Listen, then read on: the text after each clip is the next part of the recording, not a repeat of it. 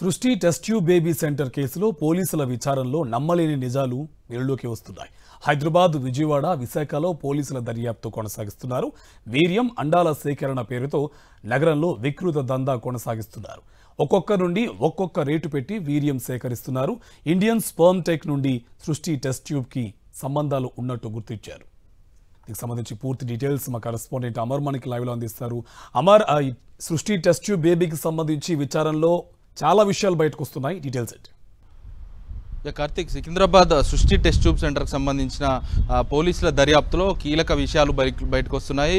Doctor నమ్రత ఏదైతే వైద్య వృత్తిలోనే ఒక కలంకం తెచ్చేలాగా, వైద్య వ్యవస్థను మొత్తం నీరుగార్చేలాగా వస్తున్నటువంటి దంపతులందరినీ కూడా ఐవీఎఫ్ నుంచి మళ్లించి సరోగసి విధానం ద్వారా చేసుకుంటే దీని ద్వారా మాతృత్వాన్ని పొందొచ్చు. ఆ తర్వాత ఏదైతే ఎలాంటి కష్టం లేకుండా సరోగసి విధానాన్ని అమలు చేస్తామంటూ కూడా లక్షల్లో దండుకుంటుంది. ప్రస్తుతం ఈ కేసుకు సంబంధించి పోలీసుల దర్యాప్తుకు సంబంధించి కీలక అంశాలు వెలుగులోకి వస్తున్నాయి. ప్రస్తుతం మనం ఉన్నటువంటి సృష్టి టెస్ట్ బేబీ సెంటర్కి సంబంధించి ఏదైతే ఒకవైపు మగవాళ్ళకు సంబంధించి స్పర్మ్తో పాటు ఇటు ఆడవాళ్ళకు సంబంధించిన అండాన్ని ఇండియన్ స్పెర్మ్ టెక్ సంబంధించి అక్కడ తీసుకొని ఇక్కడికి తీసుకొచ్చి ఇటు ఎవరైతే మాతృత్వం కోసం వస్తున్న దంపతులు ఎవరైతే ఉంటారో వారికి అండానికి సంబంధించి తీసుకున్నాము, సేకరించామని ఒకవైపు చెప్తూనే వారి దగ్గర నుంచి తీసుకున్నట్లుగా తెలుస్తుంది. ప్రస్తుతానికి ఈ కేసుకు సంబంధించి ఏదైతే బిచ్చగాళ్ళు కావచ్చు, రోడ్డు మీద ఉండే వాళ్ళందరి దగ్గర నుంచి వాళ్ళకు బిర్యానీ, మందు ఆశ చూపి వాళ్ళ దగ్గర నుంచి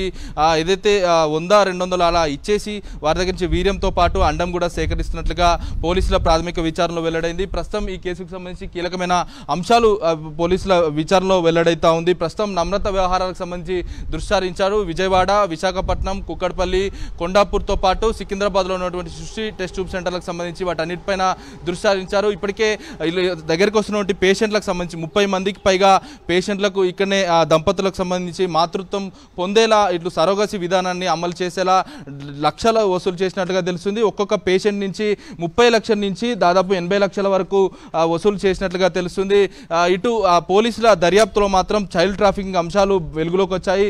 పిల్లలు ఎక్కడి నుంచి తెస్తున్నారనేది ఇంకా తెలియాల్సి ఉంది. ప్రస్తుతం పోలీసులు ఇంకా మనం చూడొచ్చు సృష్టి టెస్ట్ ల్యాబ్కు సంబంధించి ఇంకా పోలీసులు అయితే రికార్డులను కూడా ప్రస్తుతం వెరిఫై చేస్తూ ఉన్నారు. ఇక్కడికి వచ్చే వాళ్ళందరినీ కూడా వాళ్ళ పేషెంట్కి సంబంధించిన నేమ్స్ అన్ని కూడా రికార్డ్ చేస్తూ ఉన్నారు. ఈ కేసుకు సంబంధించి ఇంకా ప్రస్తుతం దర్యాప్తు అయితే కొనసాగిస్తున్నారు. గోపాలపురం పోలీసులు ఇప్పటికే కస్టడీ పిటిషన్ దాఖలు చేశారు.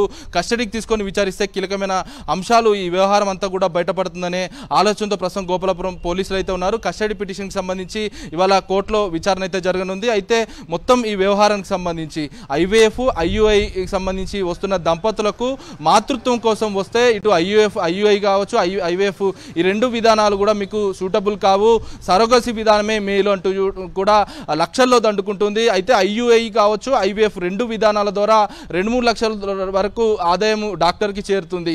ఇలా కాకుండా ఇటు సరోగసి విధానం అమలు చేస్తే ఆ అంశాన్ని ముందుకు తీసుకొస్తే లక్షల్లో సంపాదించుకోవచ్చు అన్న దురుద్దేశంతో నమ్రత ఈ వ్యవహారాలన్నీ కూడా చేసినట్టుగా తెలుస్తుంది. అయితే చైల్డ్ ట్రాఫిక్ సంబంధించి ఎవరైతే మహిళ దగ్గర నుంచి 90,000కు పాపను తీసుకొచ్చారో ఆ పాపకు సంబంధించిన వ్యవహారం సంబంధించి పోలీసులు మాత్రం ఒకవైపు చైల్డ్ ట్రాఫికింగ్ అంశాలపై దృష్టి సారించారు. Karthik. Right, thank you Amar.